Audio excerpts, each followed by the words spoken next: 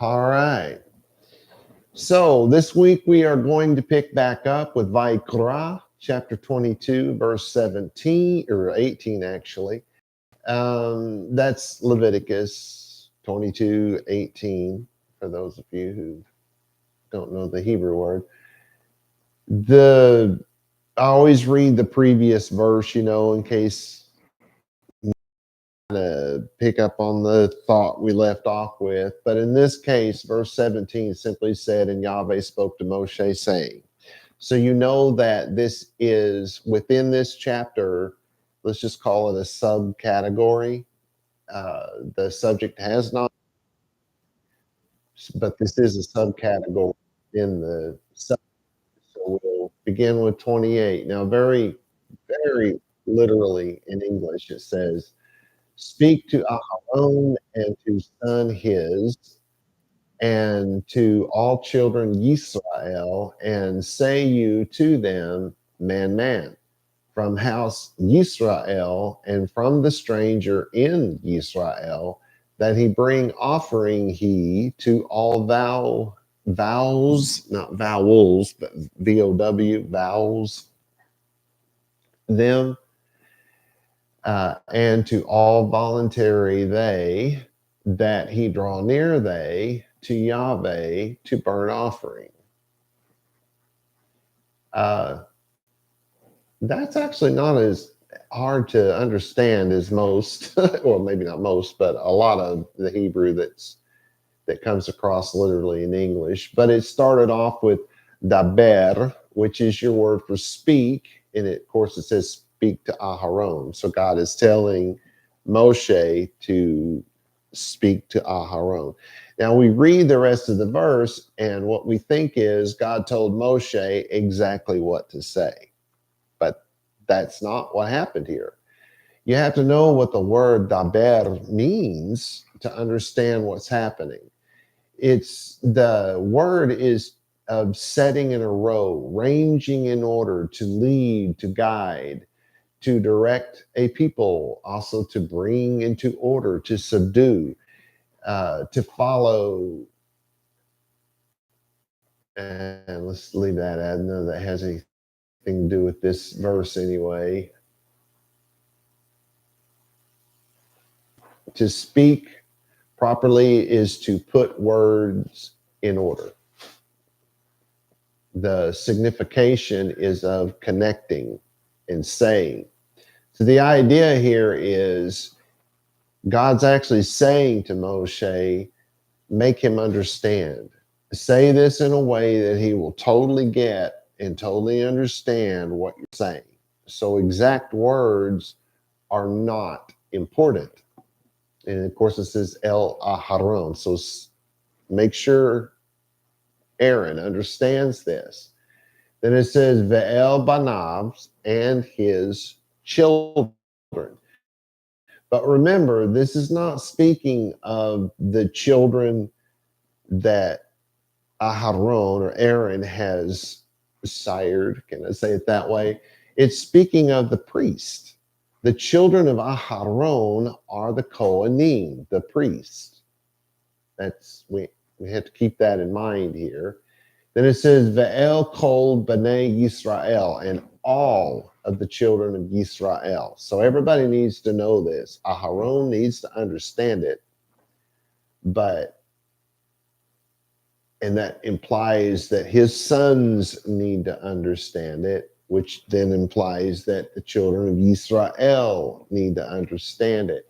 So the literal words are not necessarily what God said to Moshe, nor are they necessarily exactly what Moshe said to Aharon. This is more of a summation than anything very detailed. So we're going to get into that. It's going to go all the way to verse 25. Then it says, Ve'amarta, that's literally and say you. So we would say, and you will say, or you say. You can leave the will out if you want to. It's the primary signification of this word is to bear forth, hence to bring to light. The way I like to put it, it's to shed light on the subject. So first you got to put these words in order. You got to, you know, figure out exactly how they ought to be said, and then you're going to shed light on the subject. Now you're going to make it uh, it's kind of the same idea, actually. It's like saying two different words for the same idea. So God's making this more emphatic. They really need to understand this. And it's going to be everything from verse 18 to verse 25. That you really need to get your head wrapped around this because it's very important. And then, of course, it says, Alehem, say this to them. Then it says, Ish, Ish, man, man. That is a Hebrew idiom. Anytime they say man, man, that's an idiom. And it basically, for us, it means anyone. Anyone. When they say Ish, Ish, we should think of that, for the most part, as anyone. Now, when it says Ish el Ish, man to man, that's we generally translate that as one to another, because it's a man saying something to a man, you know, so it's one to another. But this is Ish Ish. It doesn't have that word in the center, so it's a different idiom. Then it says Mebate, so it's from the house Yisrael. Oh, did I miss a word? Man, from the house of Israel. Oh, Umin, so it's and from Hager. Now they say in Justinius, a sojourner, a temporary visitor, a stranger, a foreigner. But the interesting thing is when the Hebrews translated the Hebrew text into Greek, they used a very interesting word. And it's throughout the entire Septuagint. It's not something they used once in a while. They used it every time. Instead of saying stranger or sojourner or foreigner, they said proselutos. You can probably hear it. Proselyte, a convert. Interesting, right? So the idea of being a temporary visitor is not connected to the word ger, the Hebrew word. That's not the image.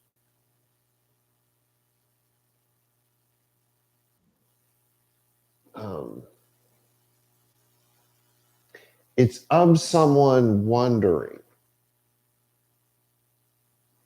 as if seeking God, maybe in this case. Just gonna throw that out there. So it says the ger, vaYisrael, in Israel, or with Israel. It does not have to be in Israel, because the bait added to the beginning of this word is translated often as in and sometimes as with. But you understand the bait in Hebrew makes no distinction here. So it doesn't mean that you have to be in Israel. It's more important to understand it as you have to be with Israel. Because I am not in Israel, at least not currently, but I am with Israel. In other words, I live according to the law as is expected of Israel, though not a lot of them do. Anyway, that's for a different day. Then it says, Asher Yakeriv. So any of these people who fall within this category, the priests, the high priests, the children of Israel, and the proselytes, and it would have to be proselytes, because who else is going to do what is about to be said? So Asher Yakeriv Carbano. That's any one of these people who bring an offering. Carbon. Some Christians would even recognize that because they actually use the word carbon in the New Testament for offering.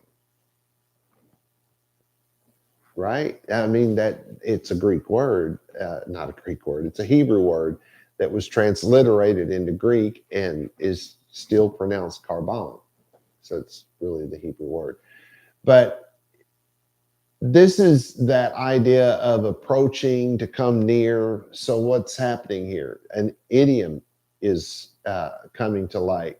Anyone who's going to bring an offering, anyone who's going to sacrifice, instead of saying draw near, approach, come near, we change that to sacrifice an offering. And then it says, lechol niderehem. So that's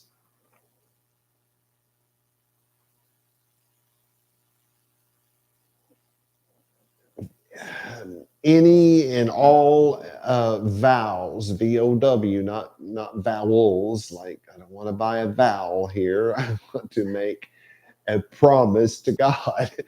So it's anything that's vowed, and it is voluntary, by the way. God does not make you make vows, but if you want to say, hey, God, it's kind of like that New Year's idea. I'm going to lose weight this year. I'm going to, be a better husband this year, or whatever the thing is. Of course, if you do this with God, you had better follow through with it. Don't ever make a vow to God and not keep it. But anyway, so it's all of these vows that they want to make. And then it says, I think I said, need of otam. So those are voluntary offerings. The vow themselves are voluntary. So let's say that you are really, really just suddenly find yourself very, very thankful and very grateful for all that God has done for you. That's what a voluntary offering would be about. You just want to give something extra to God. That you realize that you take this animal and it's sacrificed. You're literally giving to a Cohen, to a man of God. That's who gets the benefit from it. God's not going to eat that food. But so that same voluntary offering can be just you appreciate your rabbi and you want to make a sacrifice so that rabbi receives that offering. So it says that's followed by Asher Yake Rivu. And so there's your draw near. That's, in other words, again, a sacrifice. Then it says La Yahweh Le'olah. So it's 2 or 4 Yahweh, and then the Le'olah, which sounds a lot like Le'olam, but Le'olah, that's a burnt offering. It's something that is cooked on, it's a barbecue. All right. So my translation then is speak to Aharon and his sons, his Kohanim, and to all the Bnei Yisrael, all of the children of Israel, and say to them, anyone from the house of Yisrael and from the proselyte in Israel who brings an offering for their vows, VOWS, and for any voluntary offering that they sacrifice to Yahweh for a burnt sacrifice. All right, hopefully that. So we're going to learn the rules, right? We're going to learn what we need to know. This group of people need to know about bringing these sacrifices to Yahweh. So this is the people doing it, right? Then our next verse in 19, very literally, to pleasure your perfect male in herd, in sheep, and she goats. So our first word is li rezo nechem, which is where that to pleasure your, it's like, what in the world would that mean? Well, it's a delight and satisfaction, of course. It's to be pleasing, to be acceptable, like as in acceptable to God. And since we're talking about sacrifices, we're not trying to make ourselves acceptable to God. It's the sacrifice that has to be acceptable to God, approved by God. But there's really more to it than that. This is of benefit, of our benefit. We'll get to that later. Then our next word is, or a word or two or three, Tamim Zachar Babakar Ba Savim. Probably should go that far. Well, U Va'isim. Let's go that far. So what we have here is Tamim. This is perfect, complete, whole, free from blemishes, used of sacrificed animals, which is exactly what we're talking about here. So this is the connection that you make in this verse, because in other places that would not be the right connection. It is here. Then it said Zachar, so that's male. That's as opposed to female. There's only two genders in the Bible. And then it says a perfect male, or an unblemished male, we could say. Then it says Babakar, in the herd or with the herd. Then it says Bak Savim, and that's in the sheep. Then it says Uva Isim, and the goats.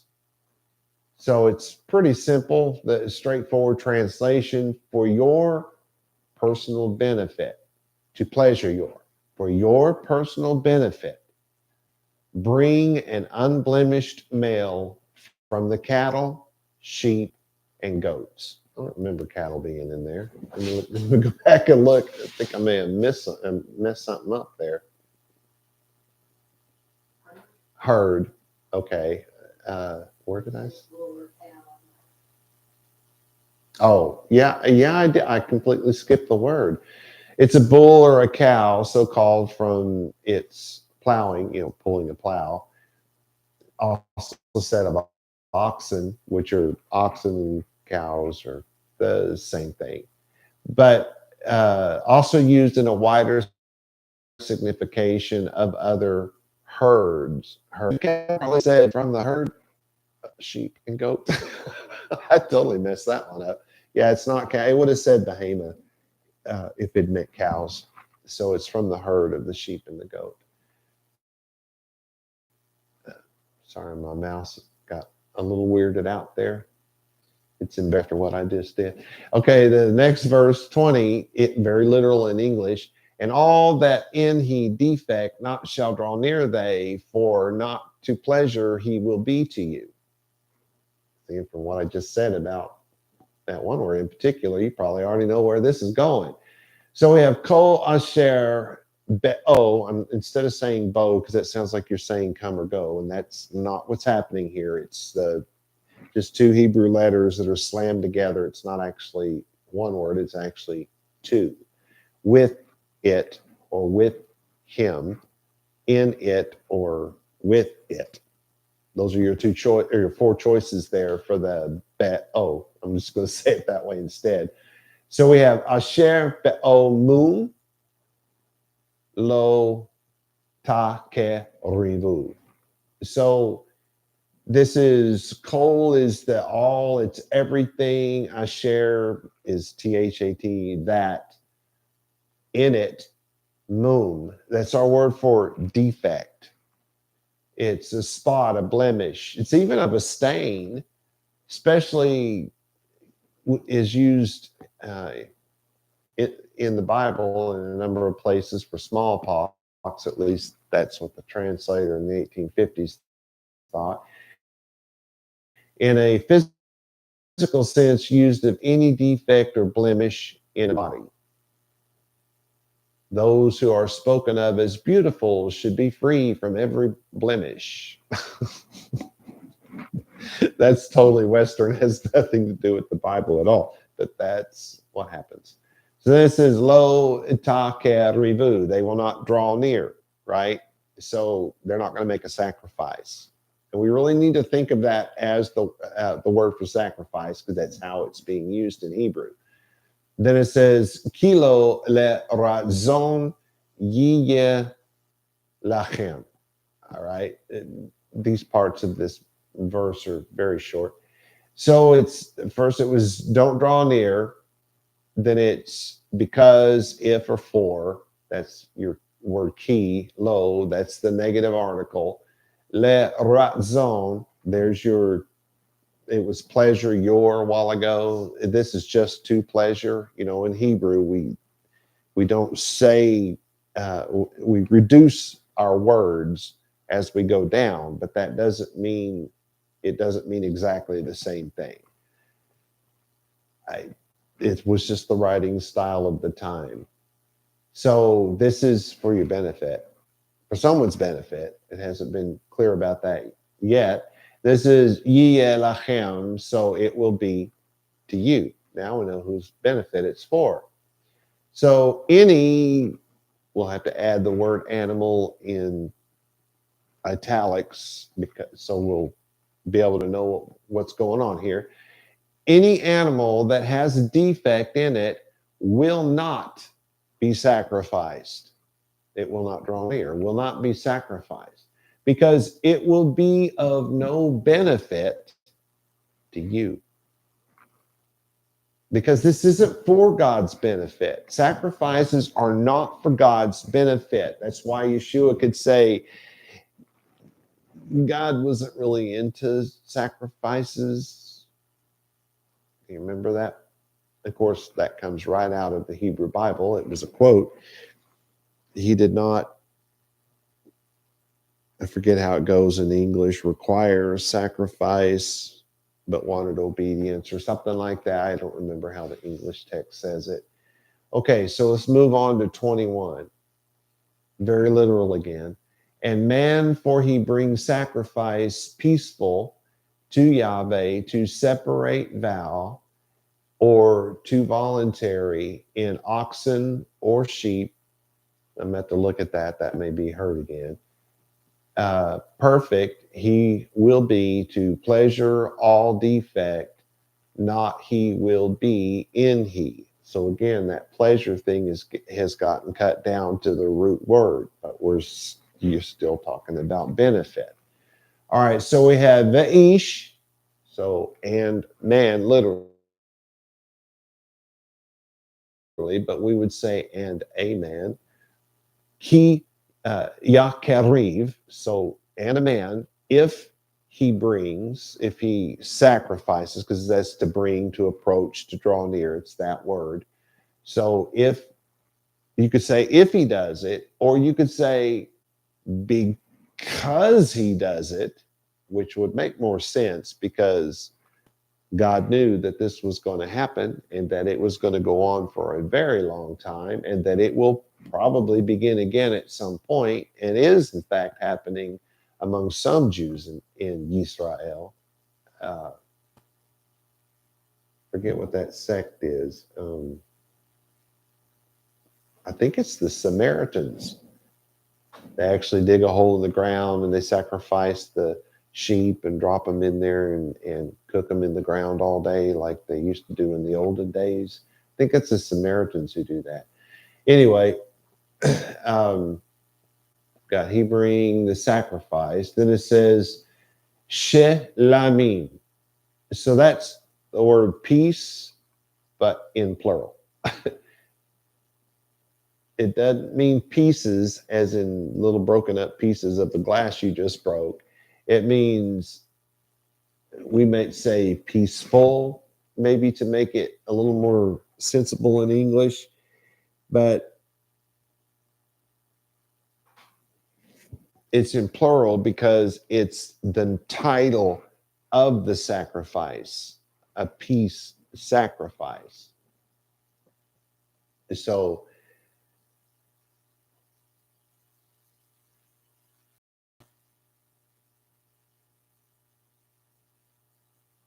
You could think of that as Thanksgiving, although there is a separate Thanksgiving sacrifice.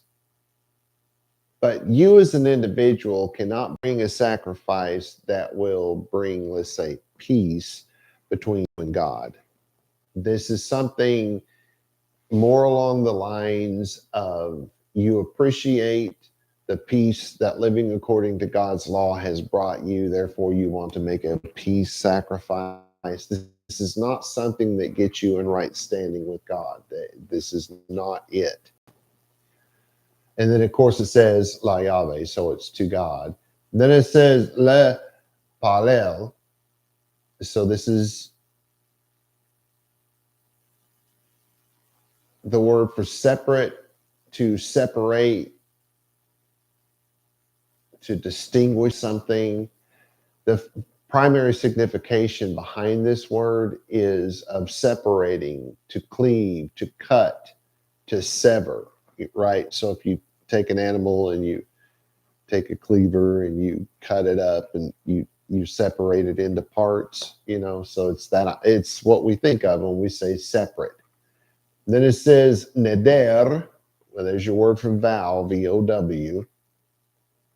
And then it says line dava. Okay, there's your voluntary. So this is naming off titles of sacrifices, which is you're doing it just because.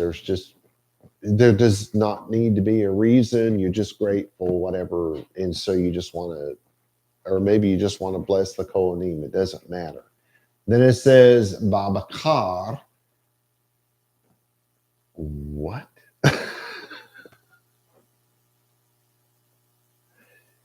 Yeah. I can't believe that says that. So this is the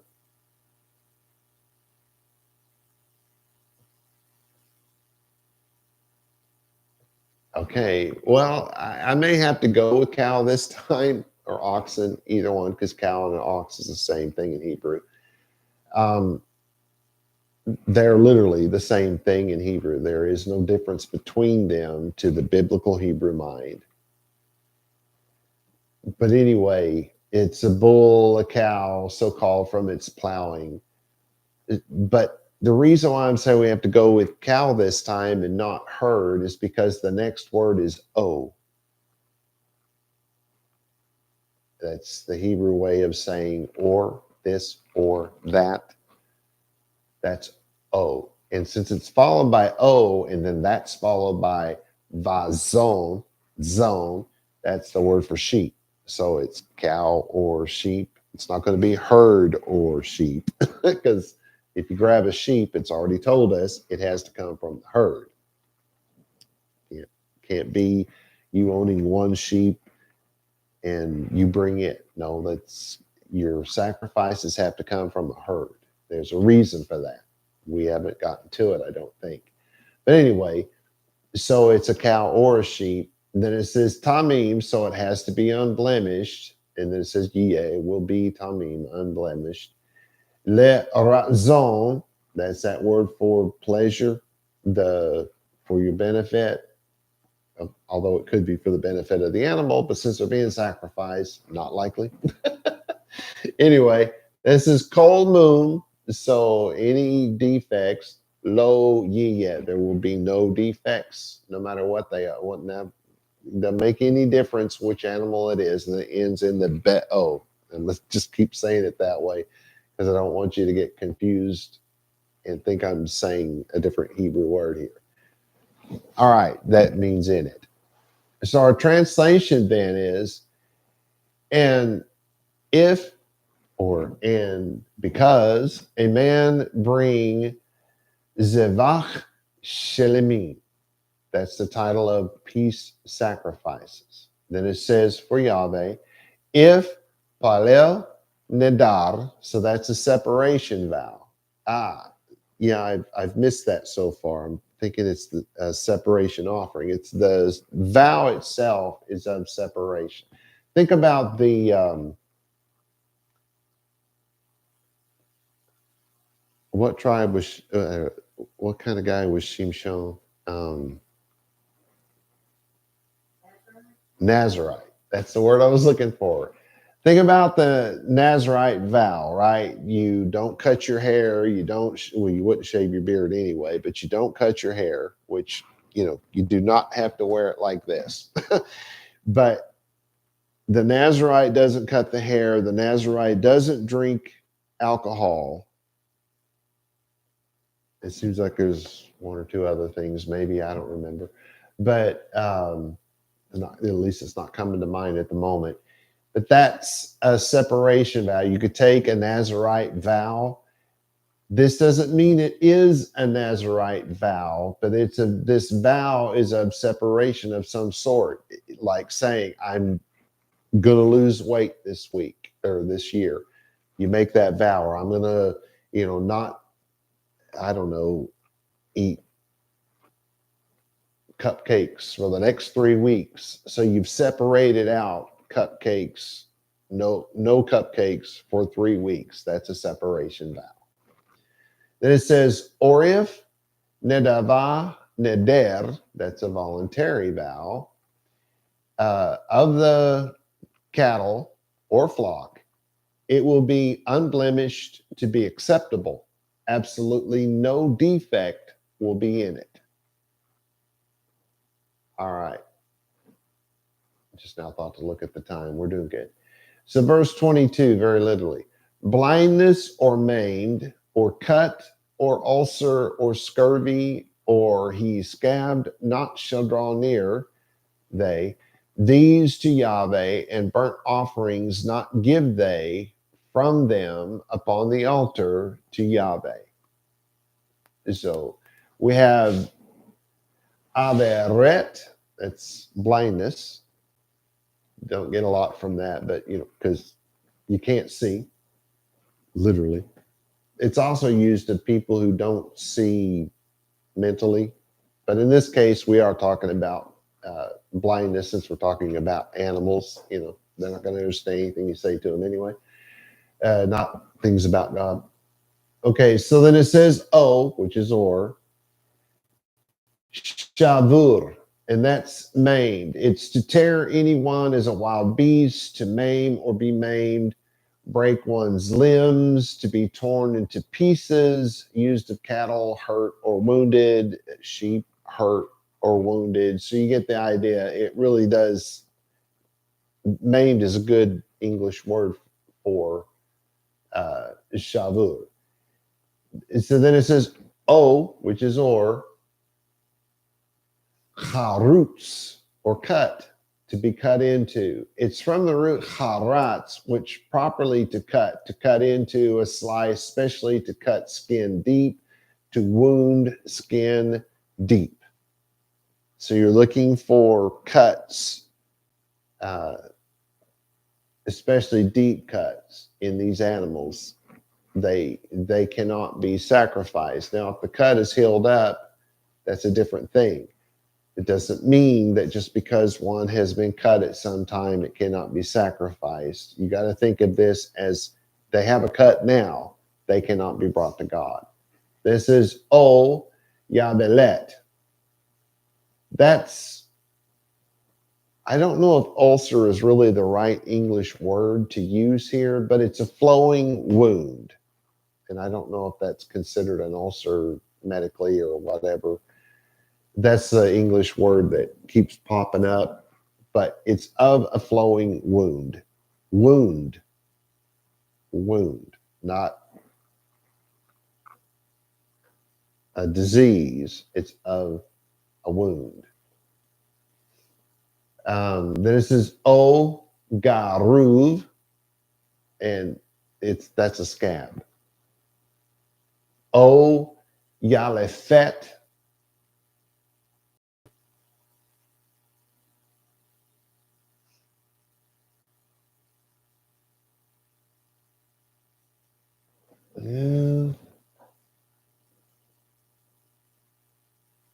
It's kind of the same thing. You could say scabbed again, but it's an itching scab, so called from striking fast. I don't know what Jusinius meant by that. What? Sticking fast. from sticking fast. And again, I still don't know what he means by that, but they say scurvy, but I don't know what scurvy is for our previous word. And then they say scab here. We'll have to see what I came up with, because believe me, I had the lexicons out when I was doing this and I just don't remember. But we'll see here in a minute. So then it goes on and says, lo, so there's your negative article. It will be attached to ta ke rivu, draw near they. That's the benefit. And then it says, ele la Yahweh. So that's these to Yahweh. They will not draw near. These will not draw near to Yahweh. Lo ti tenu. That is from Natan. It's to give. Right? Huh? I skipped the word. What word did I skip? Oh, that's not good. Okay, so we have the le'olah was for fire sacrifice last time. This one says ve'ish, which is ish is sounds a lot like the word for man, but this is a sound-alike word, and this is the word for fire that mimics the sound. Anyway, it's a sacrifice, so-called, from the fire by which it is burned. It comprehends all kinds of sacrifices, so this is a more generalized word here. Then it said lo ti tenu, which is from the idea of giving, to cause to receive. Then it's mehem, from them, all, which is honor upon, hamis be'ach, the altar, la Yahweh, the altar for God. Blindness, or maimed, or cut, or flowing sore, or scabbed, these will not be sacrificed. They will not draw near to Yahweh. And Ish, this is the fire offering. It's the title for the offering. From these animals, they will not place on the altar to Yahweh. So you've been told what to look for in the animals, what animals to use, and now you're being told things that you have to look for, because if these things show up on your animal, you cannot use that animal for a sacrifice. So then verse 23 goes on very literally. And bull and flock stretched out and lacking free will offering shall make with he, and for vow not he accepted. So we have veshur, which is your word for bull or ox, and that comes from the idea of strength and power. That's how they come up with the idea for the ox. Then it says vaseh, which is, and flock could be from the sheep or the goat. And then it says sarua. Now this is important here. That means stretched out. It's one who has a body part, but in particular, the Bible talks about the ear being stretched out more than it does anything else. But it is a body part that's too long. One leg's longer than the other, one arm's longer than the other, or something like that. Some body part is longer than it's supposed to be. Then it says ve kalut. Well, that's the opposite. It's anything that's too short. Then it says nedava, so there's your voluntary offering, or just because. And then it says ta'asa, shall make, that's or do. You will not make oto, so you will not make this voluntary offering with an animal that has a body part that's too long or too short. That sums up everything, that all of those words we just looked at. And so it ends with oto uleneder lo yaretze. And so you have otos with it, sort of. And then ule neder, that's the vow. And then we have lo ye ratze, which is accepted. So it's not going to be accepted. But anyway, our translation. And a bull and sheep with stretched out body parts or shortened body parts, you may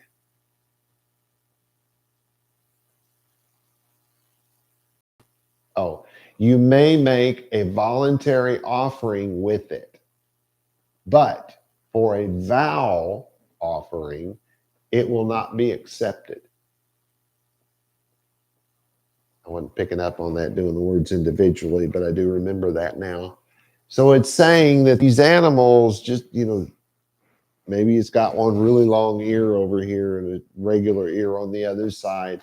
You can make a voluntary offering. You can give that as a voluntary offering, but you cannot do that when you're making a vow offering.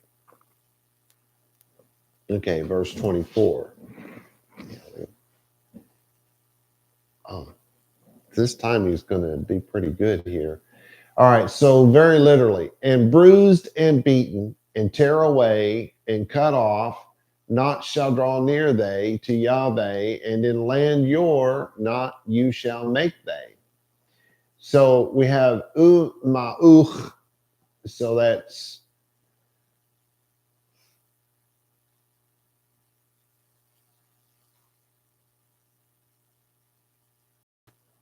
there was some really strange things that the Talmud said about this, and I don't agree with it because it doesn't really follow the root of this word. To say bruised is as good an English word as you're going to find, because it's of something being pressed.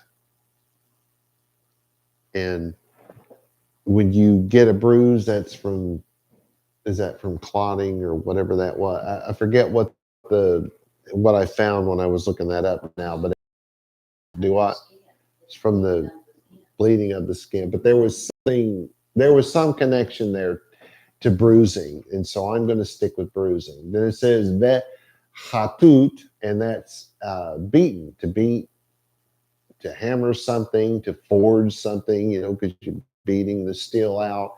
So that beaten is a really good translation there. Ve natuch, tuk, and or torn away, figuratively in a military sense, to draw away, to cut off anyone. Something has been torn away, maybe part of the ear is missing or something like that. Lo ta ke rivu. It will not draw near. That's what we're understanding that is sacrificed, because that is the subject here. Then it says la Yahweh, so it will not be sacrificed for Yahweh or to Yahweh. You can look at that either way. It means the same thing in Hebrew. Then we have Uva Zechem, and believe it or not, that's derived from Eretz, from land. So, and in land yours. So, in your land, lo, which is not, ta'asu. You will not That's that idea of labor, work about. You will not do it. Let's put it that way, because do is as good a word as, as I can come up with for this translation. So, but bruised, beaten, torn away, and cut off, you shall not sacrifice, or yeah, you shall not sacrifice to Yahweh, and will not, and you will not do this in your land. So there was some confusion there as to, well, if you have an animal like that, is God saying you can't have it in your land? No, what he's saying is you cannot sacrifice the animals that have those qualities: bruised, beaten, torn away, something torn away from them, and having a cut in them.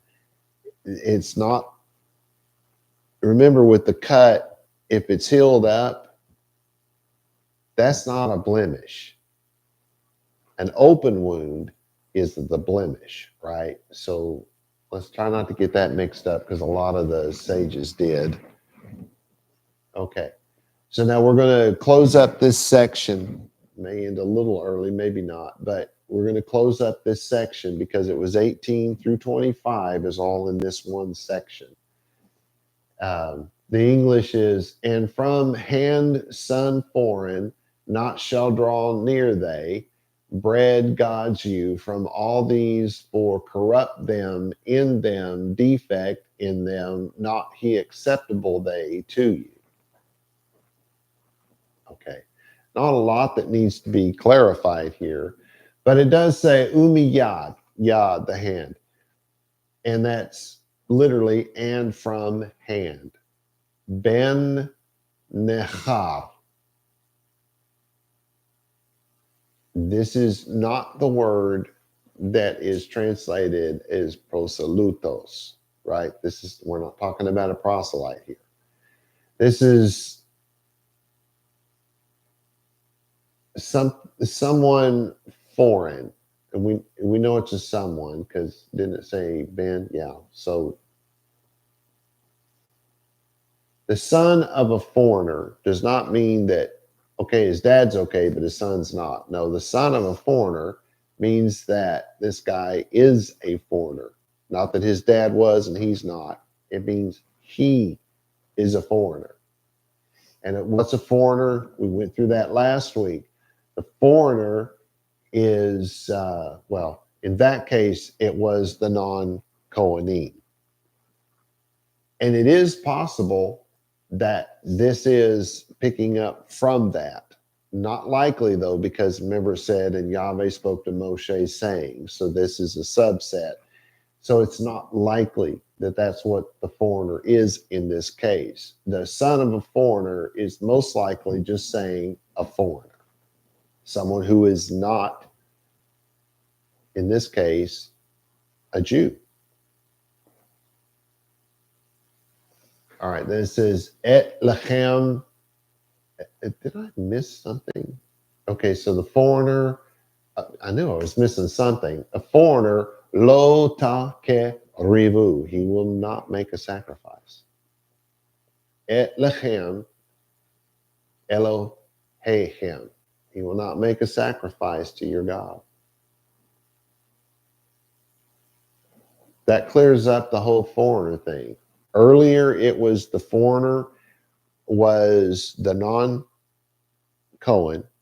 and here we're just now seeing that the foreigner is the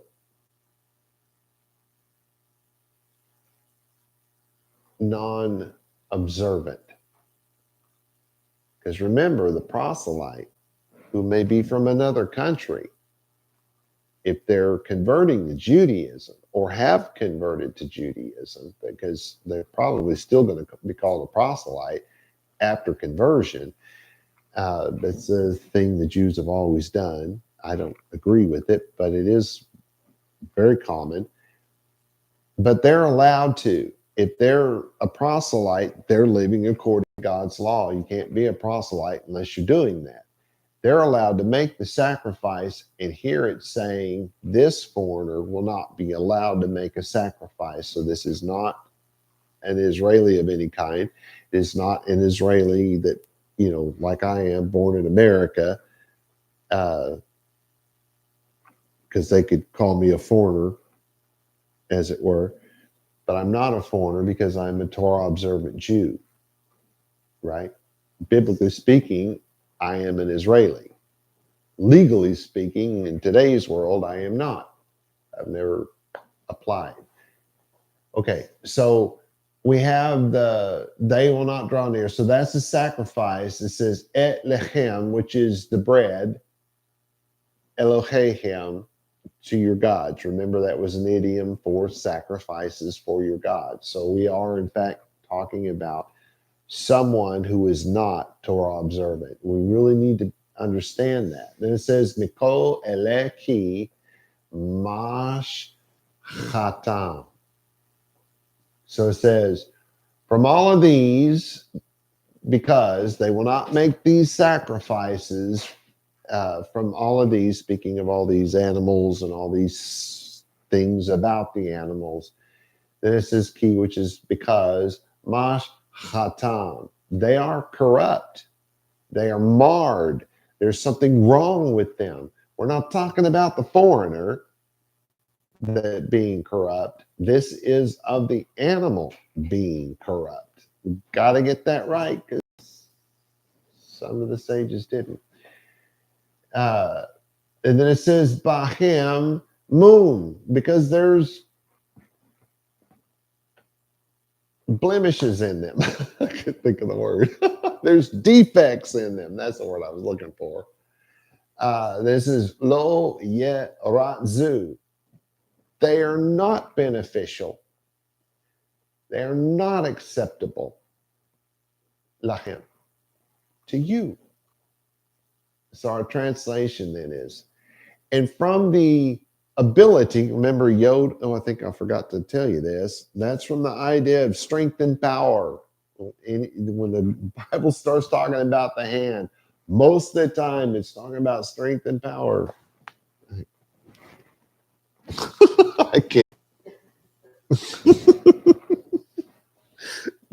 It's not talking about the actual hand, right? That's the word, yes, but we're talking about strength, power, ability.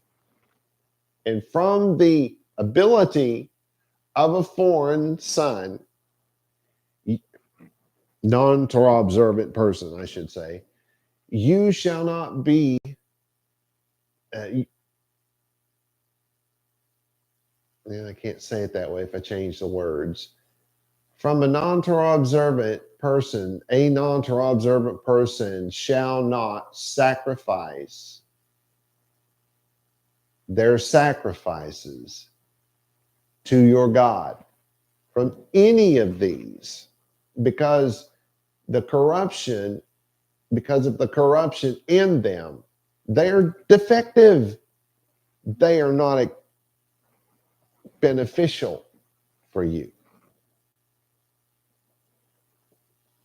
It's been suggested that hand, this is why I skipped it. I wrote myself a note. It's been suggested by a number of the sages that hand, Yod, of a foreign son means that same foreigner either wants to sell his animal to a Jew who intends to sacrifice it, or that the foreign son wants a Jew to make a sacrifice for him. But in biblical Hebrew, the word Yod, hand, is used of power and strength. This means that the foreign person is offering his animal for free to a Jew, either to help the Jew or to get the Jew to make a sacrifice for him. Either way, the foreigner is the one being spoken of with the ability to pay for this specific sacrifice, and that makes it not acceptable to God. In other words, you can't buy salvation for yourself. You can't buy. Well, let's talk about the non-Torah observant. They can't buy salvation for themselves. They can't buy some special favor from God, some special blessing from God. So we cannot take that to God and think that we will benefit. Quite the opposite. So I'm out of time. Shalom v'shalom, everybody.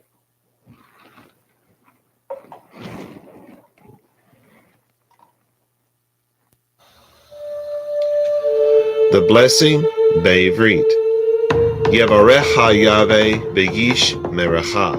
Ya'er Yahweh panai v'lecha v'hunecha. Yisa Yahweh panai v'lecha v'yasim lecha shalom. And in English, may Yahweh cause you to lie down so that you may rest. May he touch and caress you. May he prepare you for what is ahead. May he watch over you. May he keep you from harm. May he cause goodness to grow in you and take away the bad. May he arrange your life and cause you to flourish. May he cheer you up and gladden your heart. May he cause his light to shine through you. May he show you tenderness, favor, and love in his presence. May he show you kindness and be delicate towards you. May he show you his generosity, mercy, compassion, and desire for you as it comes forth from the depths of his soul. May he lift you out of your pit and deliver you from the things that hold you prisoner. May he draw you to his chest and cast his eyes on yours. May he show you his love and desire for you as he cradles you in his arms. May he bear your punishment and pardon you of your sin. May he take you for his bride. May he establish a foundation in you. May he place his name on your heart and mind and make your body his temple. May you be his treasure. May you always be on his mind. May he draw you near and comfort you when you are afraid. May he assure you there is nothing to fear because he is with you. May you and all that concerns you be at peace because he is your friend. Amen.